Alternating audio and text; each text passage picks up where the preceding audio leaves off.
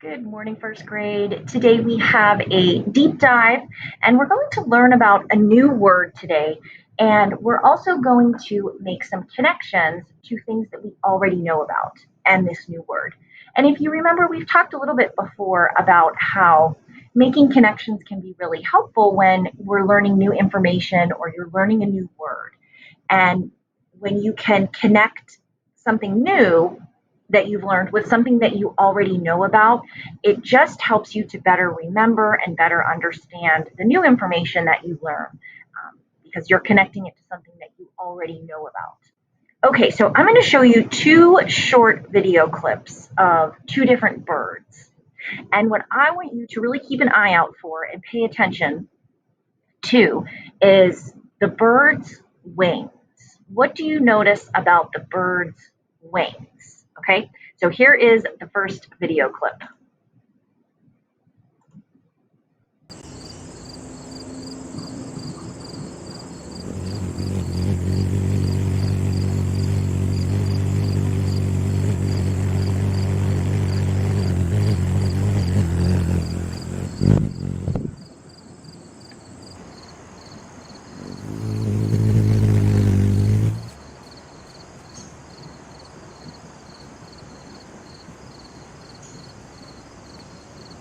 Do you notice about the wings?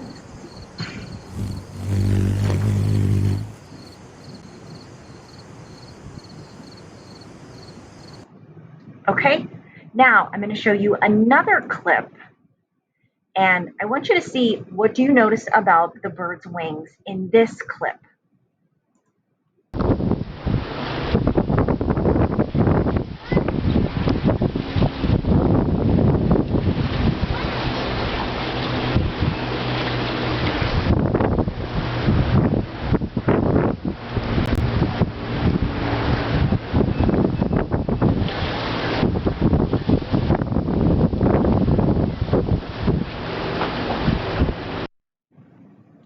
All right, so in both of those clips, what were some things that you noticed?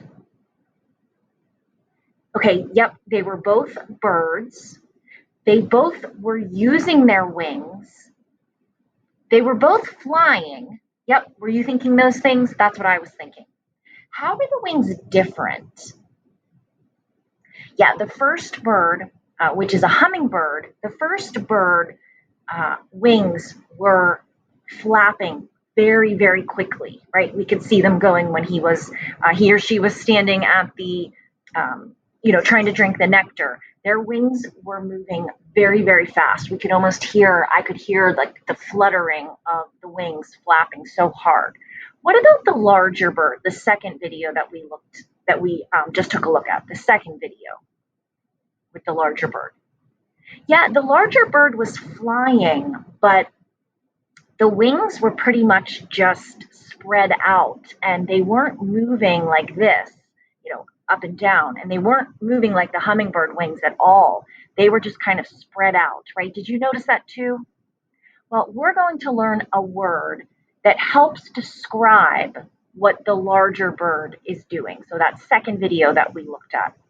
All right, so let's look at a specific part in the book, Feel the Wind. I'm going to read one page for you. All right, it says, and I'll show you the picture in just a moment. The wind can carry your kite toward the clouds or lift a glider. Some birds can soar on the wind without moving their wings.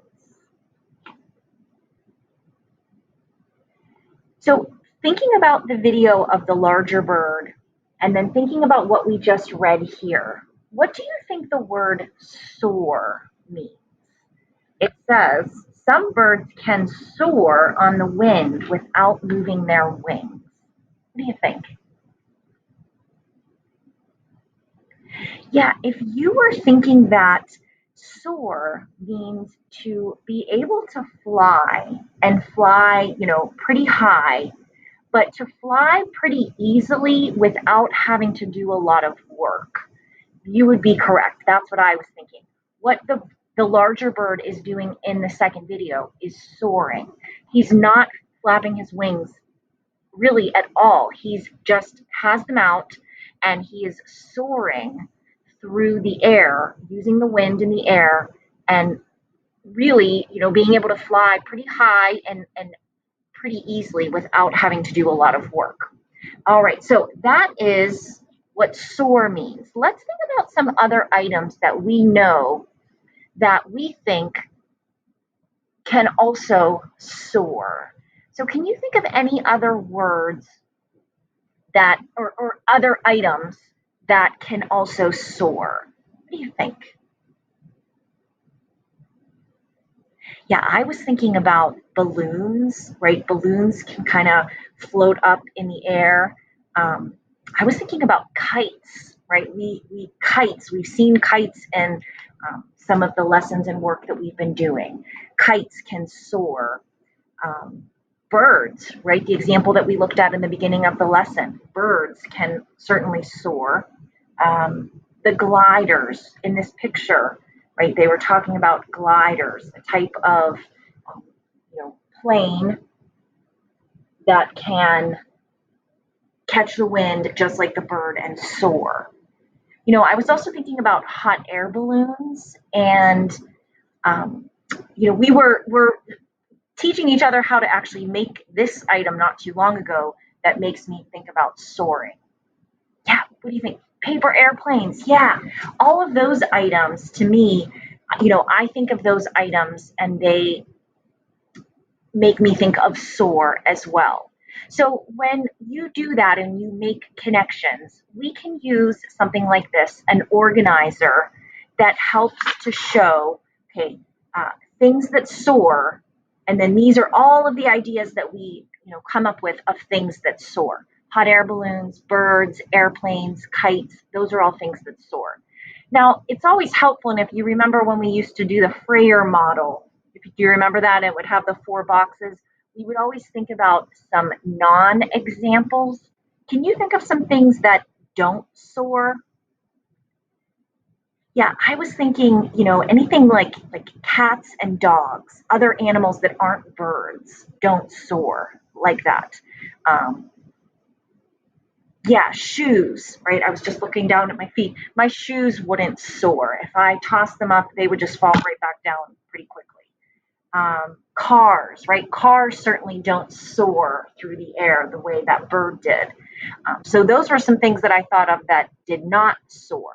So you can also put that in an organizer or use a chart like this to help you organize your ideas. So cats, cars, shoes, dogs, those are all things that do not soar. And that can help you remember to think about the non examples just as much as the examples. So, what I would like you to do in your writing journal is complete this sentence frame. A blank soars because blank, but a blank does not soar because it's blank. So, just an example that I might choose to write about, I might say that, for example, a glider soars because it flies high easily, but a cat does not soar because it is not able to fly, right? So, a glider soars because it can fly high easily, or a glider soars because it has wings, but a cat does not soar because it is not able to fly. Okay, so I want you to give that a try, and I will put this chart on the Seesaw activity that you can use to help you if you need some ideas. If you think of another idea, you can certainly use that instead. Um, and complete the sentence frame. Take a quick picture. You can include an illustration and add an illustration of the item that you chose that does soar. And then it says label it. And by label it, I just mean, if it's a kite, you can write the word kite to show that it's a kite is what soars. All right. All right. So I can't wait to see what your sentences say about the items that soar and do not soar and why. And let me know if you have any questions or need any help. And I'll talk to everybody soon. Bye.